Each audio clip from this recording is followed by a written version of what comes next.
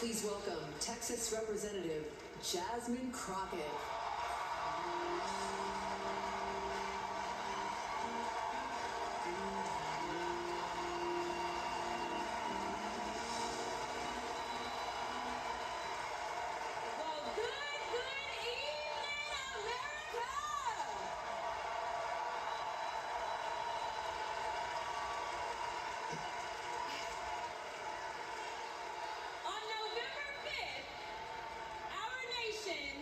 Will hire a president, a commander-in-chief, and leader of the free world.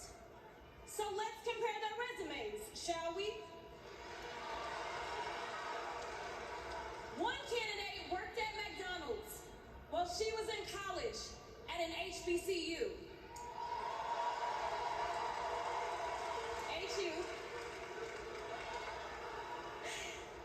The other was born with a silver spoon in his mouth and helped his daddy in the family business.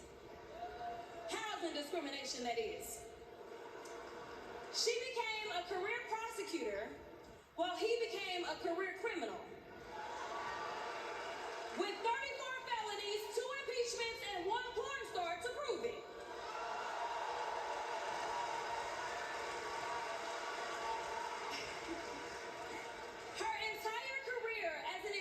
District attorney general, and senator, she's always worked for one client, the people. Meanwhile, he's a 78-year-old, lifelong predator, fraudster, and cheat, known for inciting violent mobs. Listen, y'all, he's only looked out for one person. Himself.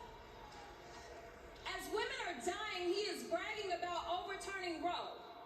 And y'all know I come from Texas. And right now in Texas, come on Texas, but right now in Texas, they want to institute the death penalty. That is a problem. While Kamala Harris is fighting for our reproductive rights to be restored. She is also the leader we need on the global stage. She helped secure the release of Americans wrongfully detained in Russia. At the same time, he cozies up to his role model, Vladimir Putin, and MAGA holds legislation hostage here at home. Critical resources to secure the border, military aid to Ukraine, and even the farm bill. She's lived the American dream while he's been America's nightmare.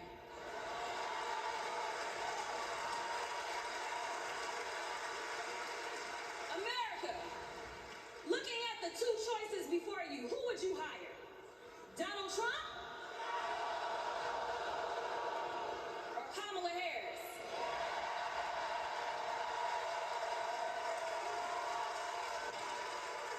Kamala Harris has a resume.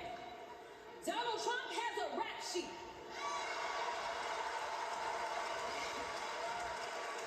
She presides over the Senate while he keeps our national secrets next to his thinking chair. Y'all know what I said that other time. In Mar-a-Lago.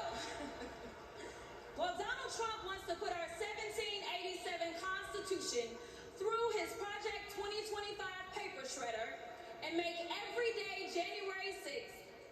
Kamala Harris is fighting to fulfill the promise of America. In the real world, this wouldn't even be close. But this election is. Don't make a mistake. We are the underdogs in this fight, even though there's only one person qualified, only one person who's done the work and who has delivered the results. And she needs you. She needs your one vote this November. Can we count on you?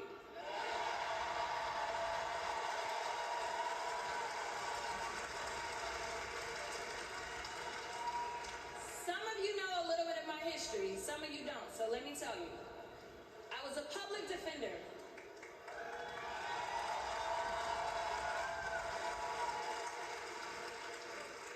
did criminal defense as well as practiced civil rights law for almost 2 decades. I know a good prosecutor when I see one. Kamala Harris is the kind of prosecutor we long for in the cases like those of Breonna Taylor. Yeah. She was the first attorney general in the nation to order that her officers wear body cams, and she started the Back on Track program to reduce recidivism.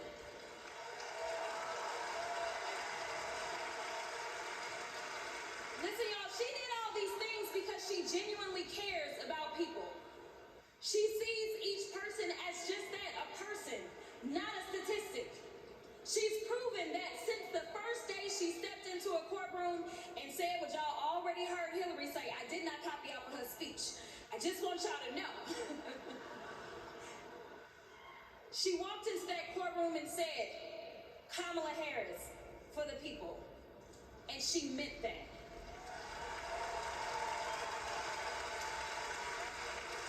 Many of you know her credentials, but what I love about Kamala Harris goes beyond her resume, is that she sees the humanity in everyone. She's the only candidate in this race who is capable of empathy. When I first got to Congress, I wasn't sure I made the right decision. The Chaos Caucus couldn't elect a speaker, and the Oversight Committee was unhinged. I was going through all of this when I visited the Vice President's residence for the first time. As I approached Vice President Harris for our official photo, she turned to me and asked, "What's wrong?" Mind you, we'd never met, but she saw right through me. She saw the distress. I immediately began crying.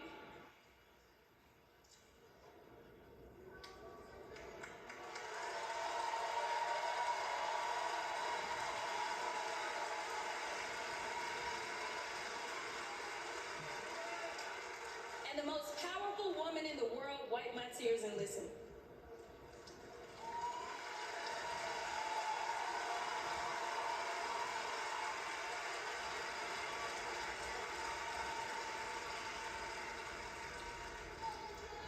It's so hard for me to tell this story. She then said, among other things, "You are exactly where God wants you. Your district chose you because they believe in you, and so do I."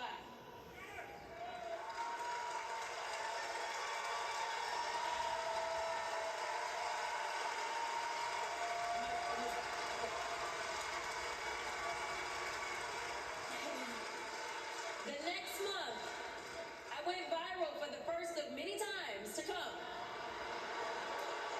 For hitting Republicans with a dose of their own medicine.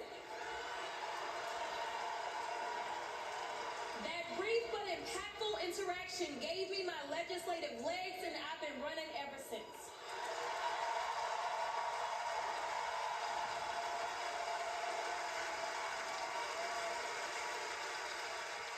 The question before us is, will a vindictive, vile villain violate voters' vision